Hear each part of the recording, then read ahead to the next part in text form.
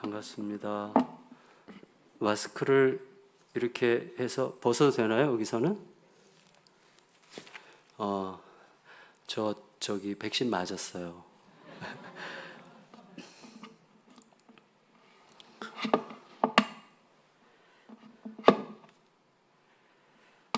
오늘 저에게 주어진 주제가 New Normal 교회를 말하다입니다. 워낙 요새 많이 흔하게 듣게 되는 이미 익숙해진 어느 순간 굉장히 새로웠었는데 벌써 익숙해진 단어가 New Normal이라는 단어죠. 그래서 당혹스럽게 우리를 뒤덮게 된 그 새로운 현상과 그 현상에 대한 우리들의 어쩔 수 없는 반응, 이것을 설명하는 과정에서 만들어진 말이라고 생각이 됩니다. 어떻게 보면 우리들의 삶에서 새롭게 부상한 현상에 대한 새로운 기준에 어떻게 적절하게 적응하고 또 적응할 뿐만 아니라 선도해 갈 수 있겠는지 그것을 고민한 끝에 이제 만들어졌다고 할 수가 있겠는데, 근데 뻔하지만 우리가 수백 번이고 수천 번이고 강조해야 되는 것은 복음이 사실은 모든 시대의 뉴 노멀이어야 한다는 말씀을 오늘 좀 나누려고 합니다. 그리고 그것의 좀 구체적인 그림이 어떤 그림이면 좋겠는지를 여러분과 나누고, 또 사실은 제가 제 자신과 또 저희 교회 안에서 지금 씨름하고 있는 과정에 관한 이야기이기도 합니다. 최근에 제가 접했던 책 중에 굉장히 도움이 됐던 책이 내일의 교회라는 책이에요. 저의 아주 굉장히 가까운 절친이 성공회 신부인데, 성공회는 개신교죠. 그래서 이제 그 친구가 이제 부산 주교예요. 그래서 우리나라 선임 주교를 하고 있는데, 우리 합동 총신 신대원을 다니다가 갑자기 마음이 바뀌어서 이제 성공회 신학대학원을 가서 성공회 사제가 됐고, 지금은 이제 주교까지 됐는데, 그 친구가 저에게 책을 하나 이렇게 보내줬는데, 책 제목이 재밌었어요. 내일의 교회예요. 근데 영어 제목이 The Future Present더라고요. 그러니까 어떻게 보면 현존하는 내일이라는 의미를 담은 건데, 이게 어디서 나왔냐면, 영국의 성공회는 이미 구시대의 기준에 맞춰진 교회를 유지하고 있는 형편인데, 성공회가 최근에 혁신적인 변화를 시도하고 있어요. 그래서 FX 운동이라고 Fresh Expressions of Church라고 교회의 새로운 표현 운동을 하고 있어요. 그게 뭐냐면, 우리가 지금 가지고 있는 복음의 본질을 그대로 잘 전수하되 새로운 시대에 잘 맞춰서 본질을 더 새로운 시대의 본질답게 정착시키려고 하면서 10년, 20년, 30년 후에 교회의 모습을 상상할 때, 그러면 우리가 교회 본질을 제대로 지켜 나갈 때 20, 30년 후에 미래의 교회는 어떤 모습일까? 그래서 교회 본질을 정확하게 지키면서 그 시대에도 적합하게 맞춘 그 교회는 내일에는 어떤 모습일까를 예측하고 소위 상상하고, 그 상상이 오늘 말 걸어오도록, 그래서 그 상상의 결과가 오늘 우리에게, 그렇다면 그 상상에 이르기 위하여 오늘 우리가 선택해야 될 것은 무엇인가를 고민하는 운동이 FX 운동이에요. The Fresh Expressions of Church라고. 굉장히 의미 깊어요. 그래서 우리의 일반적인 보통의 생각들을 뛰어넘는, 그러나 복음의 본질에서 벗어나지 않는 굉장히 풍성한 상상들을 하면서 그런 것들이 이제 교회에 반영되도록 이제 운동이 일어나고 있어요. 그래서 이제 영국에서 그 운동이 지금 시작됐고 엄청나고 혁신적인 일들이 막 생기는데, 조금 있다가 잠깐 소개를 하도록 하겠습니다. 그래서 이런 거죠. 모든 상황, 그러니까 상황이 교회의 본질을 흐트러뜨릴 수는 없잖아요. 코로나건 코로나의 증조 할아버지건 코로나라고 하는 우리가 이전에 경험해보지 못했다는 말을 무척 많이 강조하면서 우리가 이 현실을 맞이하고 있지만 이전에 한 번도 경험하지 못했던 현실이라고 하는 개념이 우리의 본질을 뒤흔들 수는 없죠.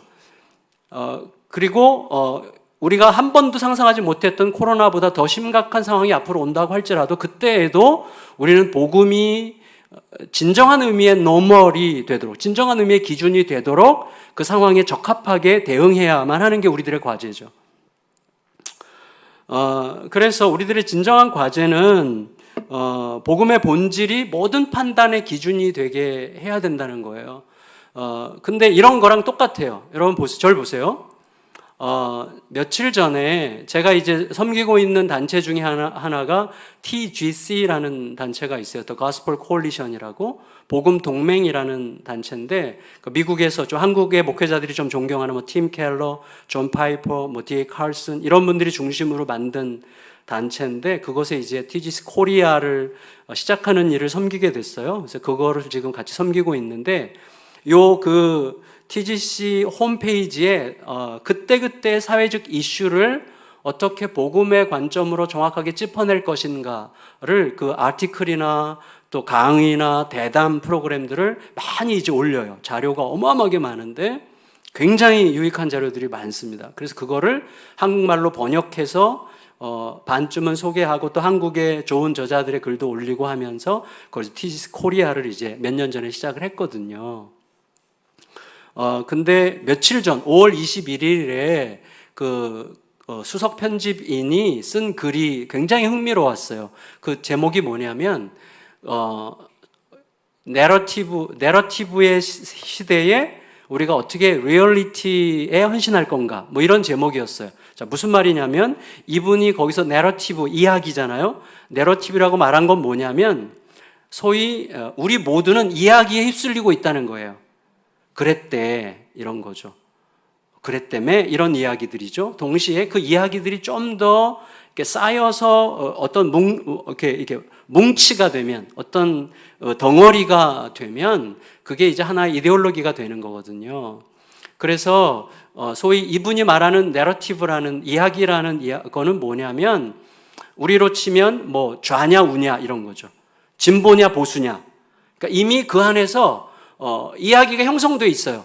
그래서 객관적으로 어떤 리얼리티 안에 있는 리얼리티는 뭐냐면 객관적 통계나 어떤 조사나 심각한 고민이나 많은 토론을 통해서 팩트를 가깝게 찾아가려고 하는 노력의 산물 이게 리얼리티인데 거기에 가기 전에 이미 우리들 자신의 내러티브에 삼켜지는 시대라는 거예요. 그래서 복음이 진짜 현실을, 진짜 리얼리티를 만나기도 전에 그 이전에 여러 가지 내러티브에 의해서 전부 다 삼켜지는 시대 속에 미국도 그렇고 한국은 더더욱 그렇고 그런 시대 속에 삼켜져 있기 때문에 사실은 굉장히 중요한 게 복음이 현실에 대해서 대답할 수 있는 힘이 하나도 없다는 거예요.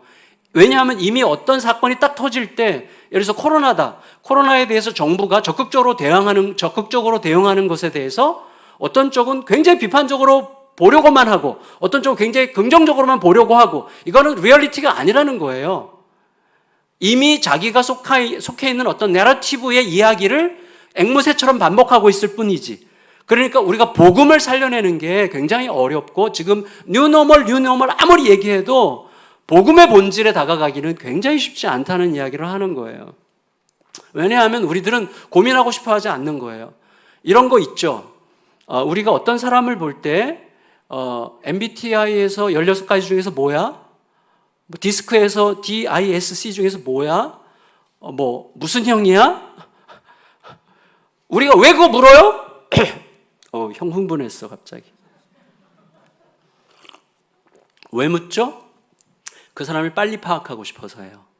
다시 말하면 고민의 시간을 줄이고 싶어서예요. 우리 밑바닥에 그게 있습니다. 그래서 리얼리티라는 것은 굉장히 많은 고민과 토론과 진지함과 그리고 내가 틀릴 수도 있다고 하는 사실에 대한 인정과 내가 절대적이지 않다고 하는 것을 인정하고 들으려고 하고 고민하고 그다음에 이야기를 좀 나누려고 하고 이런 과정을 통해서 형성되는 게 리얼리티라면 내러티브는 뭐냐면 이미 정해진 어떤 틀에 빨리 집어넣어서 내가 고민할 시간을 줄이고 고민하는 귀찮은 과정을 생략하고 그리고 쉽게 그 상황을 파악했다고 확신하고 싶어하는, 그래서 심지어 리얼리티를 제대로 파악을 해서 나의 오류가 드러났다고 할지라도 내가 틀렸다는 사실을 인정하고 싶어하지 않는 게 우리들이라는 거예요. 그 뭔가 오해가 있는 거야. 이런 식으로 반응하는 거죠. 그래서 우리는 복음적인 삶을 사는 게 너무 어렵다는 거예요. 내가 그래서 복음적인지 아니면 어떤 진영 논리라든지 어떤 특정한 편견이라든지 어떤 우리들의 입장 밑에 눌린 복음의 이야기를 내가 지금 하고 있는 건지, 이 부분을 굉장히 심각하게 생각해야만 하는 거예요. 그래서 이분의 결론은 뭐냐면, 역사적으로 이 세상에 떠도는 모든, 우리가 빨리 거기에 편승해서 편안함을 누리고 엄청나게 쏟아져 나오는 정보들의 홍수 속에서 내가 빨리 어떤 입장을 취함으로써 편리함을 누리려고 시도하기 때문에 취하는 그런 내러티브들, 그런 어떤 진영 논리를 반영하는 내러티브들 말고, 이게 좌냐 우냐 이런 게 중요하지 않은 거예요. 그런 거 말고 진짜 이 세상에 존재하는 유일하고도 완전한 유일한 내러티브가 있다면 그것은 예수 그리스도의 복음 이야기밖에 없다고 이야기하는 거예요. 여러분 보세요. 왜냐하면 예수님은 2000년 전이나 지금이나 완전히 새로운 분이어야 돼요. 항상. 그래서 제가 굉장히 요새 의미 깊게 생각하는 게 뭐냐면, 예수님께서 제자들에게 말씀하셨잖아요. 서로 사랑해라. 내가 너에게 새 계명을 주노니 서로 사랑해라. 근데 여러분, 사랑은 새 계명일 수가 없어요. 사랑은 옛날부터 아주 흔한 거고 오래된 거고 낡은 거고, 그리고 너무 흔하죠. 사방에 널려 있는 게 사랑이죠. 근데 예수님은 왜 내가 너희에게 새 계명이 뭐예요? New Commandment인데, Commandment가 사실은 노멀이에요. 기준. 그러니까 New Normal이 사랑이에요. 근데 내가 너희에게 새 계명, 뉴 너머를 주노니 서로 사랑해라. 근데 왜 그게 새 계명이죠? 과거에는 뭐라고 그러셨어요? 너의 이웃을 너의 몸처럼 사랑해라 그랬어요. 예수님은 뭐라고 그러셨어요? 내가 너희를 사랑한 것 같이. 이게 복음이죠. 예수님이 우리를 사랑한 것 같이가 우리의 삶의 유일한 기준이 될 때 얼마나 위대한 창조적인 사건들이 일어나는가를 보여주는 게 마가복음 2장 아까 그 말씀이죠. 그 사랑이 작동할 때 우리는 상상하지 못했던 새로운 경계선을 뛰어넘는 소위 말하는 커뮤니타스가 되는 거예요. 사람들의 기존에 가지고 있던 인식과 이래야만 해, 이런 게 옳은 거야 라고 하는 그런 거 말고 정말 창조적이고 새롭고 완전히 사람을 살리는 완전히 새로운 기준으로 뛰어들어가요. 그렇게 하게 하는 게 뭐예요? 그게 예수께서 우리를 사랑하신 것 같이 하는 사랑이에요. 왜냐하면 예수님이 돌아가실 때 예수님의 죽음, 자기를 내어주시는 사랑은 누구도 상상도 못했던 방식의 사랑이죠. 근데 그 사랑은 모든 시대에 우리에게 진짜가 되면 모든 시대의 모든 사람에게 혁명이 됩니다. 그 사랑의 혁명이에요. 이거를 제대로 이해하고 실천하려고만 해도 혁명이 반드시 일어납니다. 무슨 말이냐 하면, 자, 예수님이 우리를 사랑한 것 같이라고 얘기할 때 그걸 간단하게 설명하면 이런 식이죠. 지극히 크신 분이 지극히 작은 우리에게 오셔서 당신을 내어주셨죠. 그게 예수께서 우리를 사랑하신 것 같이의 사랑이죠. 그렇죠? 그런데 예수님이 우리에게 뭐라고 그러셨어요? 지극히 작은 자 하나에게 한 것이 내게 한 것이다 그랬죠. 그러니까 크신 분이 지극히 작은 자에게 오신 사랑을 명하시면서 우리에게 지극히 작은 자에게 한 것이 나에게 한 것이다 그랬어요. 다시 말하면 지극히 크신 분이 지극히 작은 자에게 오셔서 자기를 깨뜨려 내어주시면서 그 자기를 우리의 지극히 작은 자에게 담아 놓으셔서 우리로 하여금 그에게 가면 그게 내가 너희를 사랑한 것 같이 하는 사랑이다 그랬어요. 그럼 지극히 크신 분이 지극히 작은 우리에게 오신 그 사랑을 이야기할 때 지극히 작은 우리들은 누구예요? 우리들은 누구죠? 갚을 줄 모르는 사람들이죠. 우리 양심의 손을 얹고 얘기하면 우리는 갚을 줄 모르는 자들이에요. 우리는 오늘도 어제도 내일도 아마 그럴 거예요. 여전히 자기중심적이죠. 우리 감사할 줄 몰라요. 진심으로. 감사할 줄 안다면 아마 굉장히 다른 선택을 해야 될 일이 무척 많습니다.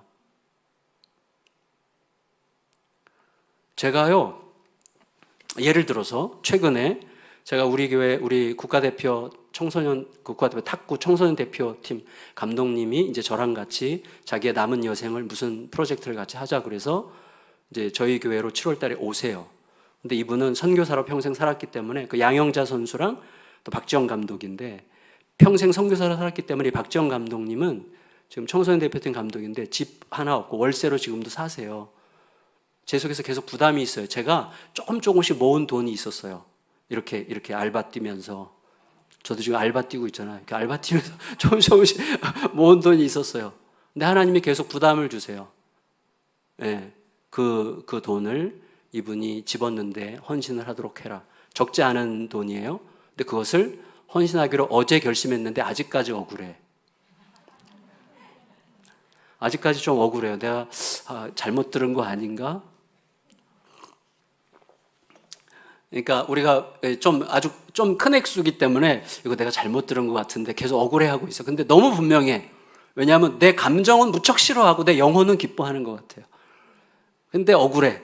하여튼 그런 거죠. 그러니까 우리는 감사할 줄 모르고 갚을 줄 모르고 하나님께서 이 벌레 같은 자를 위해서 당신의 아들을 주신 사랑을 이야기하면서 내가 너희를 사랑한 것 같이 그걸 이야기하면서 우리는 여전히 내가 객관적으로 만족할 만한 삶의 조건을 확고하게 붙들고 있지 않으면 불안해하는 자들이에요. 그러니까 우리는 갚을 줄 모르는 자들, 고마워할 줄 모르는 자들, 그리고 받으면서도 더 받을 거 생각하는 자들이 솔직히 깨놓고 양심적으로 고백하자면 근데 그런 우리를 사랑하신 거예요. 그렇다면 우리가 가야 될 지극히 작은 자는 누구예요? 우리가 보통 지극히 작은 자 그러면 굉장히 로맨틱하게 생각해요. 고아원이나 뭐 어려운 분들 가서 돕고 거기서 우리 같은 사람은 어떻게 도우러 오셔서 정말 고맙습니다. 그래서 우리는 그들로부터 받을 게 없지만 그들의 감사한 표시, 감사해하면서 미안해하면서 감사하는 그 얼굴을 보상으로 삼아서 가는 경우가 많아요. 어떻게 할 수 있는가 하면 5번쯤 갔는데 고마워할 줄도 모르고 감사하다는 말 한마디도 안 하고 받을 줄만 아는 사람 갑니까? 와, 내가 거기 다니지 지금 1년째인데 한 번도 감사하다는 말 한마디 안 하더라. 그 표정이 감사한 표정이 하나도 없어. 그래서 나 내년부터 안 갈 거야. 누구나 그렇게 해요. 근데 그가 지극히 작은 자예요. 감사할 줄 모르기 때문에 역설적으로 우리로 하여금 오직 하나님으로부터만 받게끔 만드는 사람. 그가 지극히 작은 자죠. 그러니까 우리 예수님께서 사랑의 뉴노멀을 이거 굉장히 혁명입니다. 우리에게도 그 사랑은 지금 우리가 그런 지극히 작은 자에게 나의 아저씨 보면 누구죠? 아이유 지안이가 그 이성균한테 얘기하잖아요. 나를 몇 번 이상 도와준 사람은 없었다고 그러잖아요. 한 네다섯 번쯤 도와주면 반응 별로 하지 않는 자기 다 떠나갔다고. 근데 당신은 네다섯 번 이상 나를 계속 어떻게 이렇게 도와줄 수 있냐고 그러죠. 그게 경계선을 넘는 거죠. 그때 변화가 시작되는 거예요. 근데 우리는 내가 하는 행동에 대한 마땅한 대가를 기대하는 사랑을 하기 때문에 예수께서 말씀하시는 뉴노멀을 아직 도달하지 못했어요. 침이 자꾸 죄송합니다. 뉴노멀에 아직 도달하지 않은 거예요. 내가 너희를 사랑한 것 가치가 없어요. 아직 우리들에게는. 우리는 내가 스스로 만족하고 기뻐하고 낭만적인 즐거움을 누릴 수 있는 한계선 안에서의 사랑을 이야기하지 말로는 내가 너희를 사랑한 것 같이라고 무수히 인용하지만 사실은 그 사랑은 우리에게 없단 말이죠. 그 사랑이 진짜 있다면 마가복음 2장 1절에서 4절까지의 사건이 일어날 수밖에 없는 거예요. 남의 집 지붕을 뚫고서라도 내 친구를 예수님을 만나게 해주고 싶은 그 사랑이죠. 보상해주고 내 재산을 털어서 보상해줘야 되고 사회적으로 엄청난 매장을 당하고 욕을 먹더라도 예수님을 만나게 해줘야 되겠다는 그 사랑. 그게 소위 리미널리티, 욕 같았어요. 리미럴 이런 욕 같은데 리미널리티가 뭐예요? 경계선이죠. 경계선을 뛰어넘는 소그룹 공동체죠. 4명.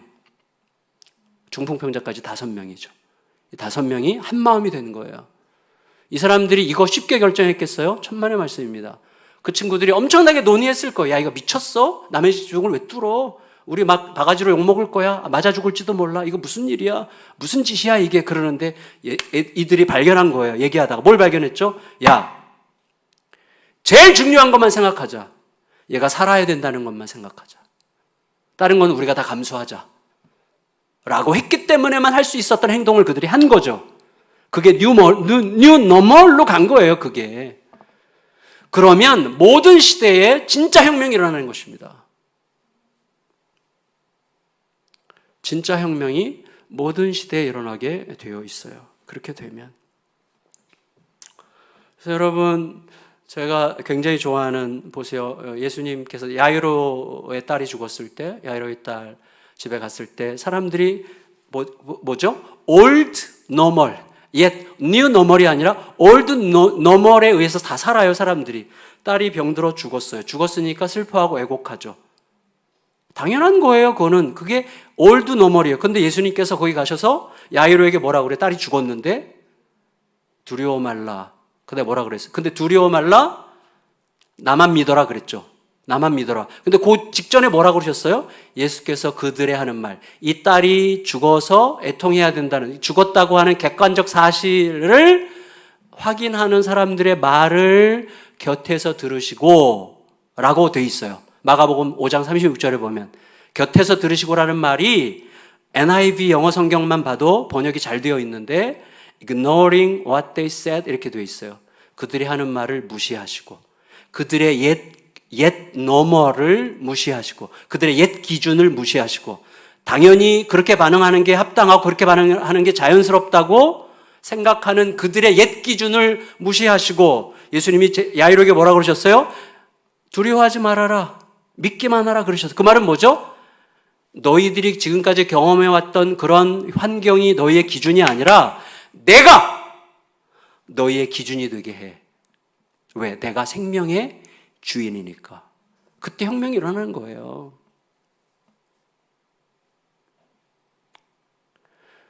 여러분, 시대에 예민하게 반응하는 것은 굉장히 중요한 문제라고 생각합니다. 그래서 시대의 변화에 대해서 아무것도 아닌 것처럼 생각하는 것은 지나치게 교만한 거죠.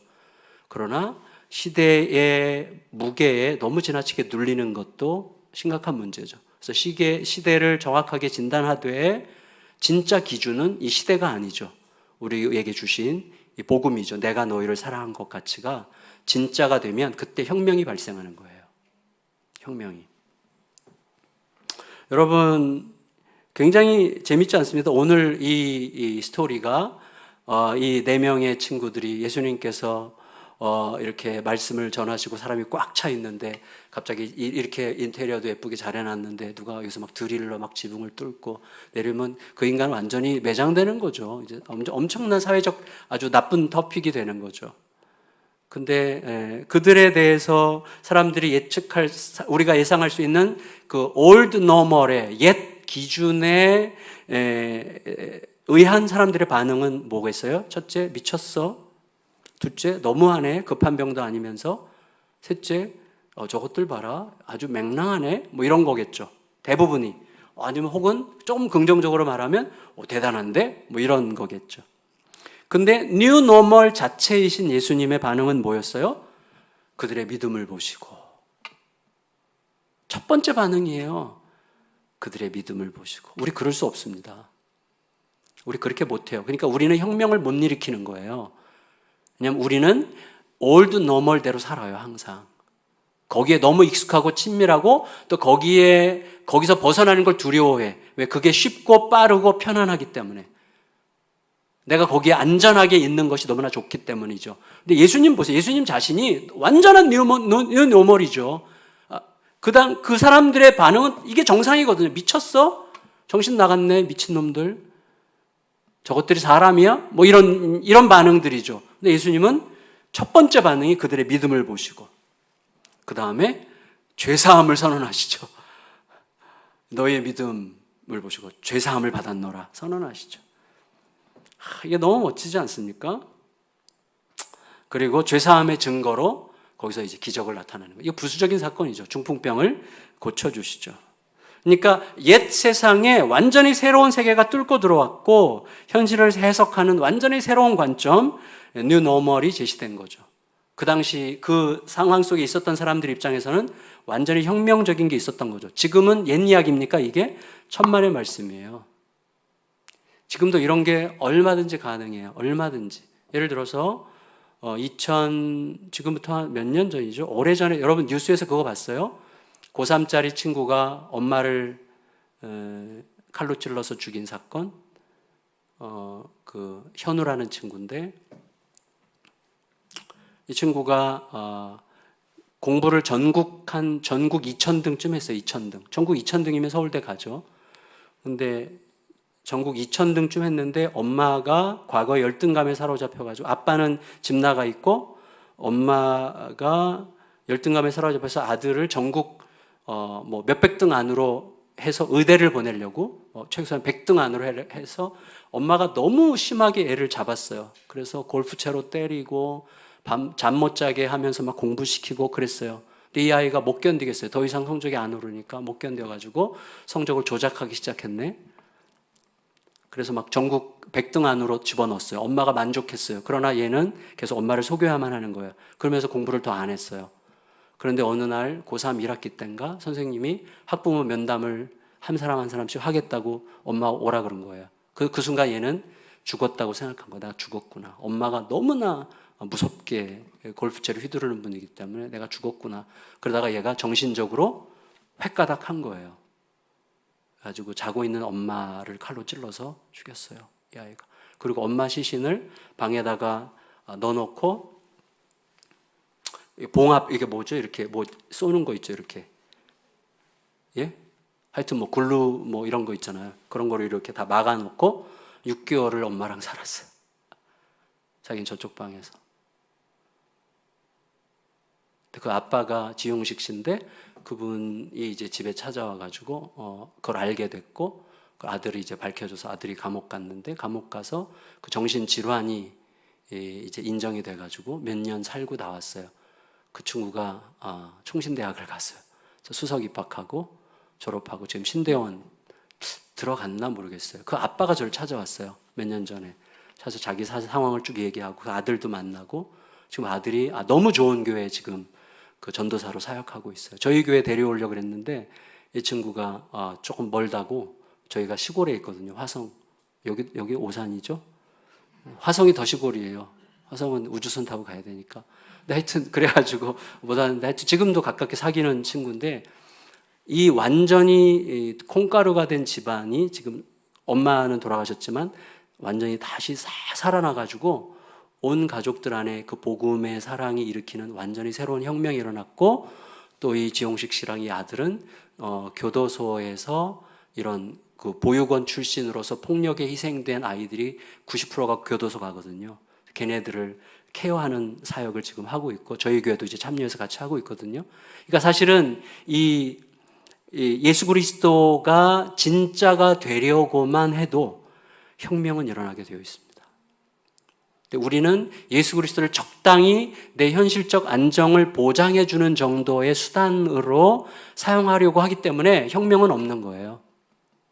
내가 너희를 사랑한 것 같이 다 있는 거예요. 모든 시대에 모든 상황에서 혁명을 일으키는 거죠. 여러분 많이 들으셨잖아요. 우리 왕 목사님 통해서 많이 들으셨잖아요.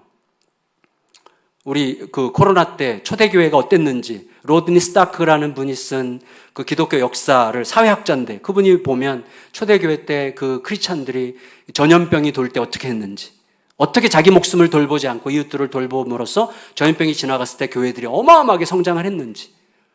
지금 시대는 다르잖아요. 왜? 지금 시대는요, 교회 안에 예수 그리스도의 그 내가 너희를 사랑한 것 같이라고 하는 뉴 노멀이 없어요.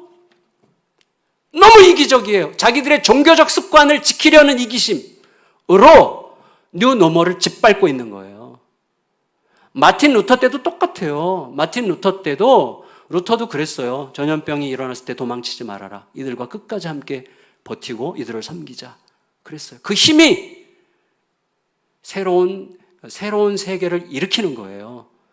새로운 역사를 일으키는 거예요. 가정에서도 이게 다 가능한 거예요. 가정, 내 안에서뿐만 아니라 가정에서, 교회에서, 세상에서 내가 너희를 사랑한 것 같이가 우리의 리얼리티가 된다면, 이게 진짜가 된다면 하나님의 살아계심을 우리가 그렇게 밥 먹듯이 고백하는 것이 완전히 진짜가 된다면 우리는 굉장히 다른 선택을 통해서 새로운 혁신적인 혁명의 현실을 만들 수 있는 자들입니다. 하나님이 주신 게 그렇게 보잘것없는 게 아니거든요. 예수님의 그 뉴 노멀에 대한 사람들의 반응은, 일반 사람들은 놀라워하고 의아해했고, 서기관들은 신성 모독이라고 욕을 했죠. 이게 다 옛 기준에 의한 판단들이죠. 그리고 둘러선 사람들은 이 예수님의 뉴 노멀이라는 게 진짜 답이라는 걸 확신하고 혁명이 일어난 것을 보고 하나님을 찬양했죠.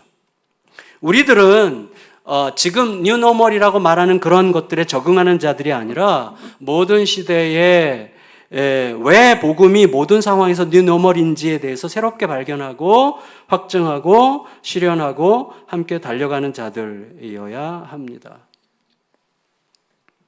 그래서 중요한 게 뭐냐면 이거예요. 우리가 이미 알고 있던 어떤 것들에 대해서 계속해서 확인하는 거예요. 여러분, 이거 굉장히 중요합니다. 우리는 예수님을 압니까? 압니다. 여기 예수님 모르는 사람 아무도 없죠. 압니다. 그러나 모릅니다. 이게 답이에요. 이런 거랑 똑같은 거죠. 생각해 보세요. 예수님께서 제자들과 함께 배를 타고 갈릴리 바다를 건너가시죠. 그렇죠. 잘 모르셨어요? 예수님께서 그렇게 하셨거든요. 누가복음 8장에 보면 예수님이 제자들을 데리고 갈릴리 바다를 지나가시죠. 근데 풍랑이 왔어요. 근데 제자들이 호들갑 떨죠. 죽을 것 같다고요. 우리가 죽게 되었나이다 그러죠. 근데 그거는 우리가 우습게 생각하면 안 됩니다. 왜요? 제자들은 갈릴리 바다의 능수능란한 어부 출신들이에요. 갈릴리 바닷가에서 태어났고 갈릴리 바닷가의 바람과 풍랑과 이 모든 현상에 대해서 누구보다 잘 아는 사람들이죠. 근데 그들이 보기에도 사람을 죽이는 풍랑이었던 거기 때문에 우리가 함부로 우습게 생각하면 안 됩니다. 그들의 반응은 완전 정상이에요. 근데 예수님이 주무시고 계시네. 화가 났죠. 그래서 예수님을 꾸짖어서 예수님을 흔들어 깨우니까 예수님이 일어나셔서 바람과 풍랑을 잠잠케 하셨죠. 그리고 그때 제자들이 뭐라고 그랬습니까? 이렇게 얘기했어요. 와, 이분이 누구시길래 바람과 풍랑을 잠잠케 하시지? 이렇게 얘기했죠. 자, 그 말은 어떤 말이에요? 와, 우리는 지금 예수님이랑 함께 살고 있고 예수님이랑 24시간 같이 다니고 있고 예수님을 누구보다 잘 안다고 생각했는데 이런 분인 줄은 몰랐네? 그 말이죠. 다시 말해, 예수님을 이런 분인 줄 몰랐네. 그 말은 뭐죠? 예수님이 이런 분인 줄 알았다면 풍랑이 왔을 때 다르게 반응했을 텐데. 그런 말이 담겨 있죠. 그러면 우리 인생에 다가오는 풍랑, 이제 코로나도 풍랑이죠. 우리 인생에 개인적으로건 가정적으로건 교회적으로건 여러 가지 측면에서 사회 정치적으로건 풍랑들이 찾아오는데 그 풍랑에 대한 우리들의 태도는 무엇에 의해서 결정돼요? 내가 지금까지 섬겨왔던 예수님을 어떤 분으로 알고 있느냐가 나의 태도를 결정하죠. 우리들의 삶에서 다가오는 모든 현실과 문제들에 대한 우리들의 태도는 내가 섬기는 그분을 내가 어떤 분으로 알고 있느냐가 결정하는 거예요. 근데 우리는 충분치 않아. 그래서 어떤 상황을 잘 넘어가려고 할 때 그 상황을 지배하실 수 있는 하나님임을 머리로 알지만 내 세포로는 모르는 이런 일들이 너무너무 많은 거예요. 그래서 저도 그래요. 똑같아요. 저도 그래 잘난 인간이 아니에요. 저도 아주 보잘것없는 인간인데 그래서 제 자신에게 늘 반복적으로 말하는 몇 가지 명제가 있어요. 그 중에 하나가 이거예요. 야, 정신 차려. 인도하신 하나님과 인도하실 하나님은 같은 하나님이야. 우리 모두에게는 과거에 하나님이 역사하셨다고 고백할 만한 확실한 간증들이 다 있어요. 너무너무 감사할 만한. 근데 새로운 일, 비슷한 일을 만나면 또다시 두려워해. 그래서 우리도 모르게 인도하신 하나님이 인도하실 하나님과 같은 하나님이 아니에요. 그때는 그렇게 역사하셨지만 이때는 역사하시지 않을지도 모른다는 전제 때문에만 보일 수 있는 두려움과 의심의 반응을 막 해요. 그렇죠? 그래서 제 자신에게 늘 말하는 거예요. 인도하신 하나님과 인도하실 하나님은 같은 하나님이다. 너 정신 차려. 너 과거에 그렇게 하나님의 은혜를 확신하면서 하나님 그때 너무나 놀랍게 정확하게 인도하셨다는 것을 너가 믿고 있는데 이 일도 마찬가지일 거야. 두 번째, 내일을 염려하지 말아라. 이거 제가 늘 얘기해요. 왜? 내가 오늘 만나는 하나님은 나의 내일로부터 오신 하나님이니까. 나의 내일을 아시잖아요. 나의 내일을 아시면서 오늘의 나를 만나시는 거잖아요. 그러므로 내가 하나님을 만날 때 그 하나님께서 주시는 말씀과 마음은 나의 내일을 위한 가장 확실한 마음과 말씀이죠. 그러므로 두려워하지 말아라. 이제 제 자신에게 끝없이 얘기하는 부분이에요. 저도 조금만 틈이 있으면 계속해서 염려하기 때문이죠. 어쨌거나 중요한 것은 우리들에게 지붕을 뚫은 사람들을 어떤 관점에서 볼 것이냐.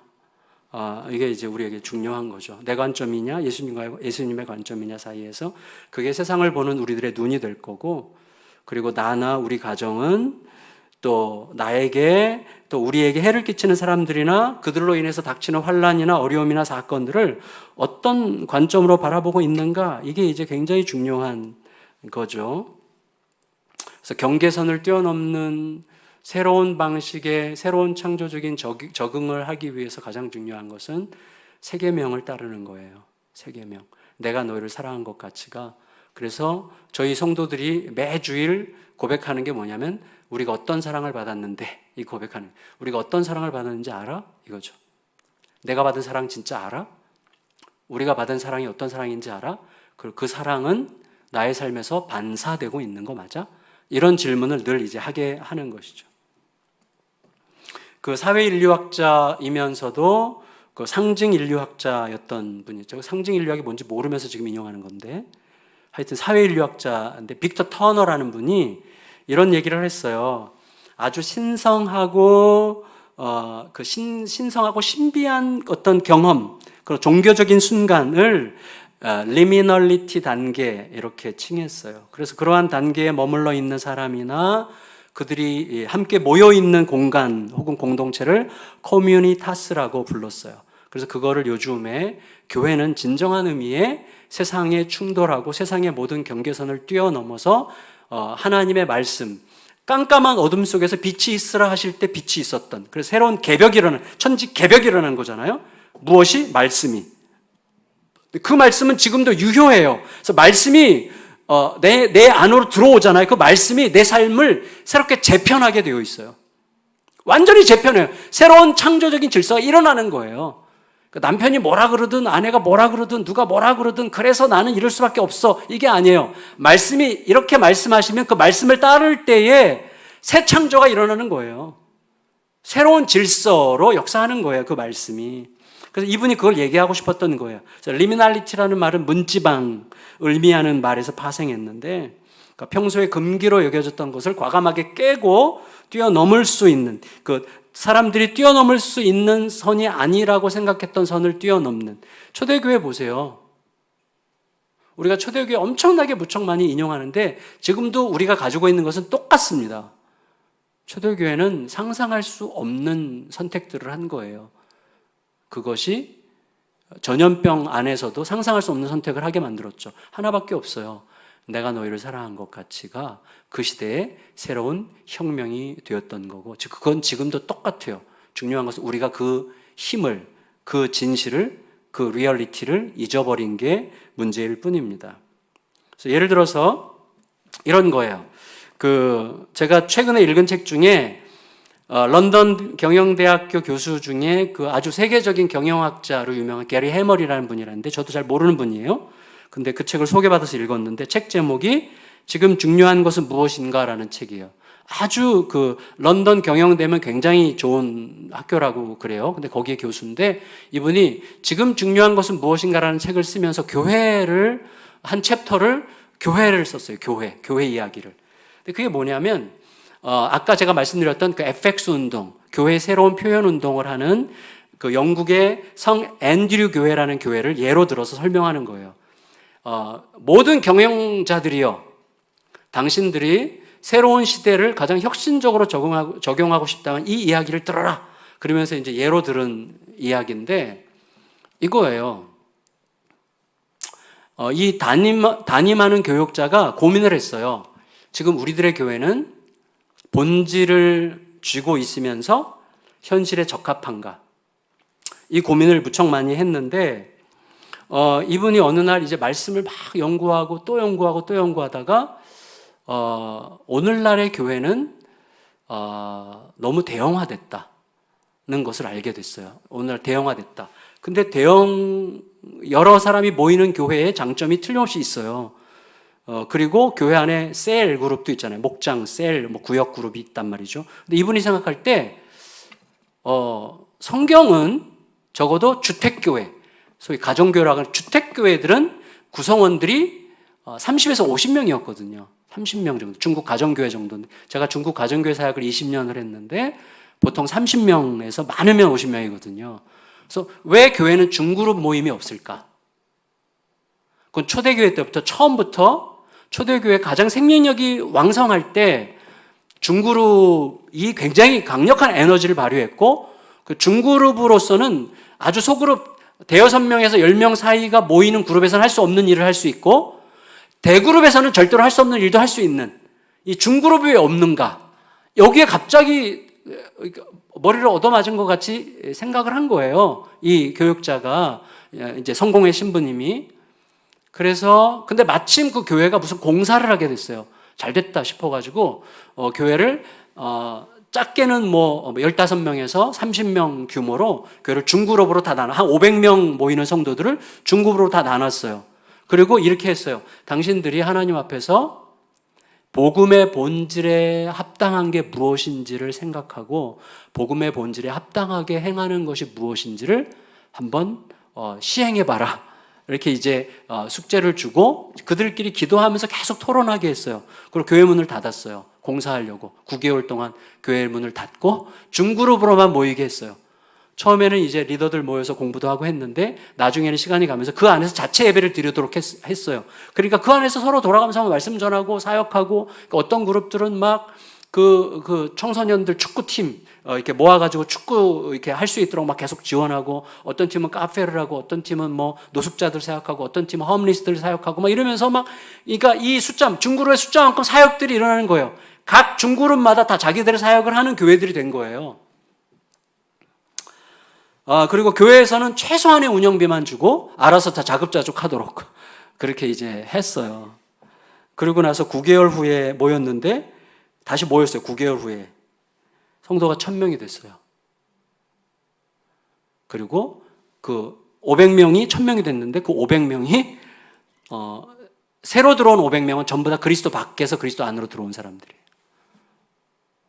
그래서 이게 FX 운동의 하나의 이제 상징적인 이야기 중에 하나인데 이런 운동들이 굉장히 많이 이제 막 일어나고 있는 중입니다. 그리고 7년 동안 그 일을 매년 반복을 했는데 7년 후에는 교회가 3배로 성장을 했다고 합니다. 그러니까 성장이 중요한 게 아니라 이거가 중요해요. 교회의 본질은 무엇인가에 대한 질문에 답하려고 한 거예요. 그리고 교회의 본질이 무엇인가라고 할 때 왜 중그룹이 없지? 중그룹을 통해서 훨씬 더 효율적으로 할 수 있을 텐데 라는 생각을 했고 그리고 그 중그룹의 이름으로 내가 너희를 사랑한 것 같이가 구체적으로 우리가 사는 마을과 도시에서 시행되려면 우리는 어떤 사역을 감당하면 좋겠는가 라는 질문에 함께 대답하려고 했고 그것이 교회를 새롭게 혁신을 했고 교회는 이전보다 훨씬 더 건강한 교회가 된 거예요. 왜? 성도들 모두가 다 굉장히 미셔널해졌어요. 성도들 모두가 다 선교적인 안목을 가지게 된 거예요. 그래서 결국은 제가 여러분과 나누려고 하는 것은 그거예요. 이 그리스도의 본질에 교회의 이게 교회의 덩치가 크면 큰 게 한꺼번에 움직일 때 그리스도의 본질에 충성스럽게 그리스도가 우리를 사랑한 것처럼이라고 하는 질문에 대답하려고 하는 성도들은 20% 미만이거든요. 20에서 많으면 30% 정도라고 할 수가 있습니다. 그러니까 나머지 70%는 그냥 얹혀서 가는 거예요. 근데 여러분은 아시겠지만 이제 앞으로 계획이 있으실지 모르겠지만 저희가 이제 분립개척을 계속하는데 분립개척을 이제 4개 정도를 했거든요. 그래서 50에서 70명, 작년에 나간 교회는 77명 정도 이렇게 나가서 그냥 교회를 그냥 개척을 하는 거예요. 성도들 데리고 나가고 이런 공간을 저희가 얻어주고 2년 정도 사역비를 대주고 그 성도들 한 7, 80명 따라 나가면 교회가 되는 거예요. 그래서 한 1, 2년 그냥 나가자마자 자립을 해요. 하여튼 자립을 하는데 중요한 건 뭐냐면 저희 교회에서 조용히 숨어 지내던 성도들 대부분이 어마어마한 미셔널한 일꾼들이 다 돼 있어요. 제가 깜짝 놀랐어요. 그러니까 규모가 숨게 해요.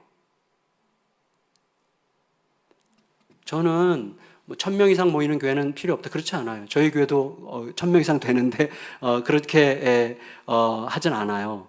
그렇지만 이 본질을 어떻게 살아낼까, 어떻게 살아내려고 하는가가 이제 우리 엄청나게 중요한 과제예요. 그래서 제가 이제 10년 정도 남았는데 10년 동안에 이제 그거를 저희 교회 사역을 하기로 했고, 저희는 이제 이미 결정을 해서 저희 교회를 5개로 이제 나누거든요.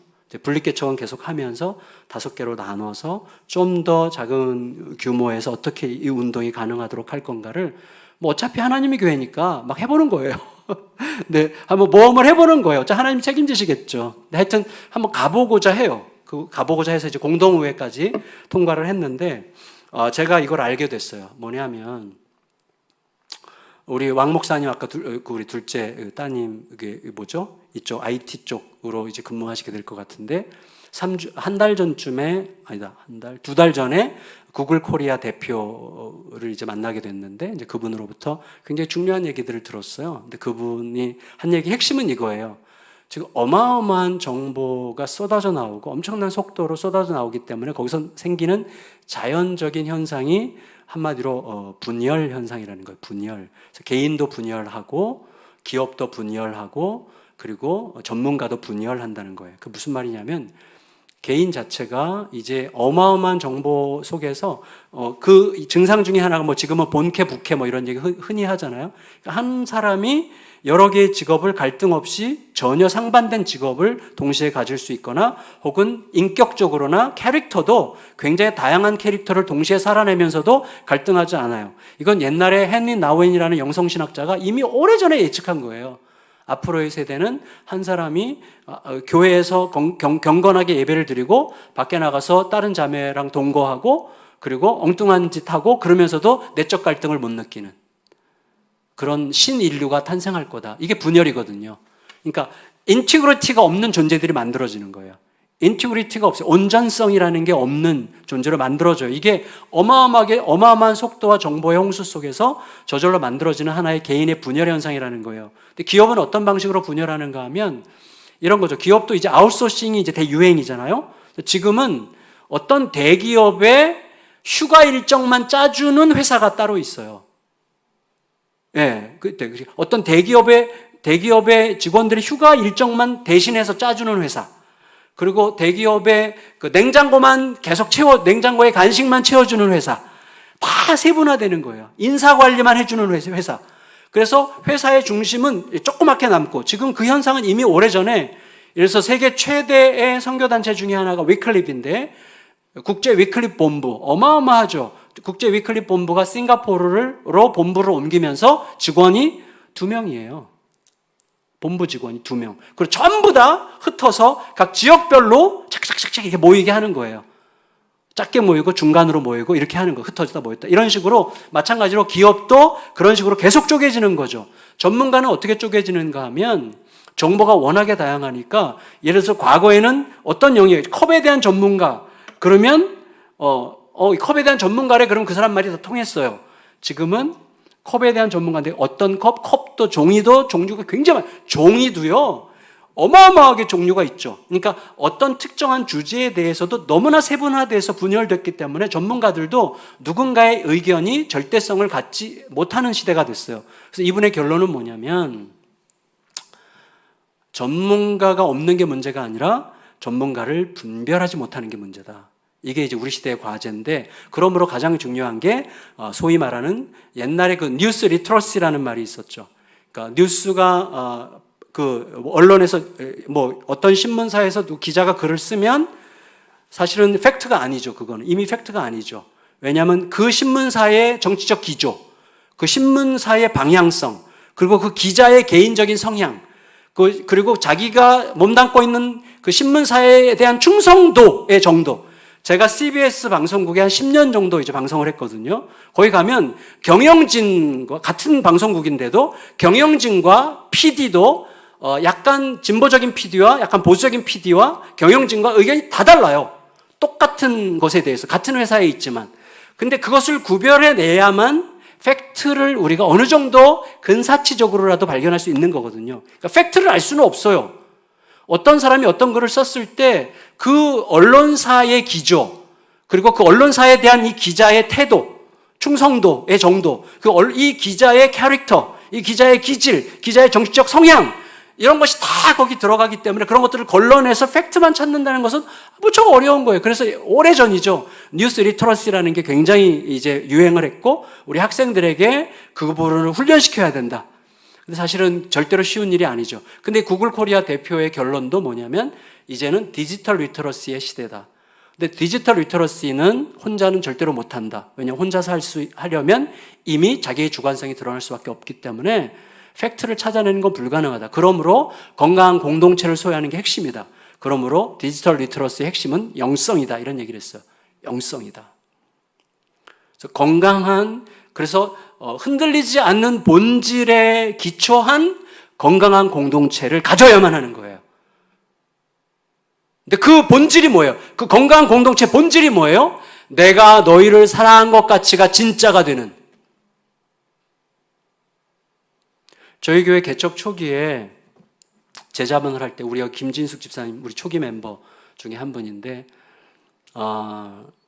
초기에 뭘 했냐면, 제자반을 이제 마지막 한두 시간을 남겨두고는 제자반 식구들과 30분 동안 함께 하나님의 뜻 살피기 기도회를 했어요. 30분. 그러면서 뭘 했냐면, 우리 제자반 그룹이 예수 그리스도의 마음을 우리가 사는 이 지역에 펼치기 위해서 예수님이 우리에게 하도록 요청하시고 있는 게 무엇인지를 각자가 들어보고 함께 대화를 하면서 함께 찾아가자.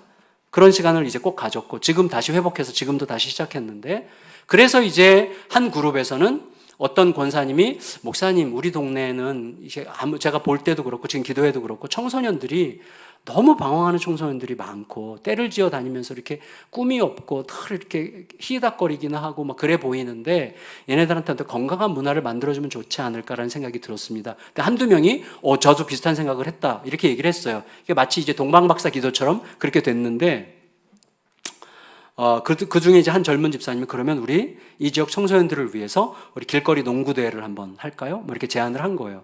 그러니까 권사님이 너무 좋다고 하면 좋겠다고. 그래서 그때 제자반이 18명에서 20명 정도 사이였던 것 같아요.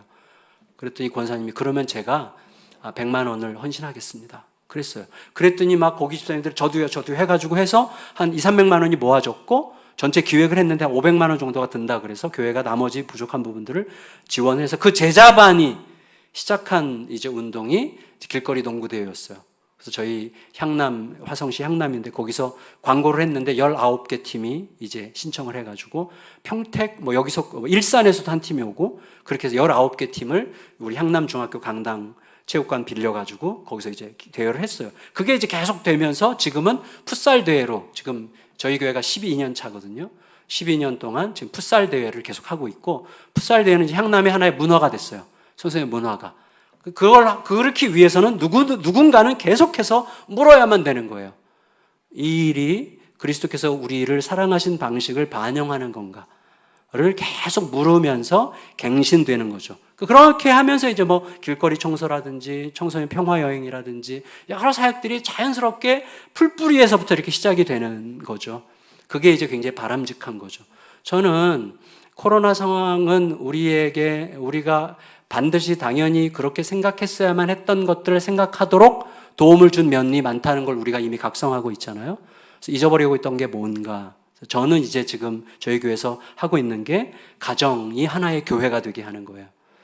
가정이 하나의 교회가 되도록. 그래서 저희 가정의 힘이라는 단체랑 연대를 해서 2021년도 1년 동안 저희가 가정의 힘에 저희 교회 매월 첫째 주 강단을 맡겼어요. 그래서 그 첫째 주에는 가정의 힘에서 와서 강의를 하고 강의한 것을 한 달 동안 실천할 것을 정해주고 실천할 거 저희가 계속 팔로우업을 하고 그리고 그 다음 달에 체크하고 질의응답하고 또 하고 그래서 1년을 하고 나서 가정이 건강하게 질서가 잡히고 복음적 질서 위에서 제대로 서고 그러니까 많은 가정들이 막 회복되는 것이 이제 들리죠. 그렇게 하고 그 다음에 내년도에는 자원하는 가정들 한 300가정만 모아가지고 이 가정들을 중심으로 2차로 좀 더 인텐시브로 들어가는 이런 식으로 해서 가정, 그리고 가정들이 한 5개에서 10개가 모여서 중그룹 사역을 할 수 있도록 하려고 해요. 제가 이제 은퇴하기 전까지. 그러면서 대그룹, 중그룹, 소그룹. 중그룹에서는 훨씬 더 한 가정이 할 수 없는 더 중요한 사역들을 아까 FX 운동에서 하는 것처럼 그런 식으로 해보려고 합니다. 저는 이 코로나로 인해서 주어진 시대가 우리에게 이렇게 생각하고 각성하도록 밀어가고 도움을 주고 있다고 생각이 되고, 이 상황을 우리가 잘 버텨낼 뿐만 아니라 적극적으로 그렇게 헤쳐나갈 수 있으면 좋겠다고 생각이 됩니다. 중요한 건 뭐예요? 영원한 뉴 너멀은 내가 너희를 사랑한 것 같이다. 이게 제대로 진짜가 되면 반드시 모든 곳에서 혁명은 일어나게 되어 있다. 부부 사이에도, 부모와 자녀 사이에도 이거 혁명의 이야기입니다. 결국은 혁명의 이야기. 그래서 진짜 혁명을 경험하는 내가 너희를 사랑한 것 같이가 내 안에서 진짜가 되므로 우리 가정 안에서, 교회에서, 이 우리 교회와 접촉하는 이 세계 안에서 진정한 의미의 혁명이 일어나는 거룩한 은혜를 누리시기를 예수님의 이름으로 축원합니다.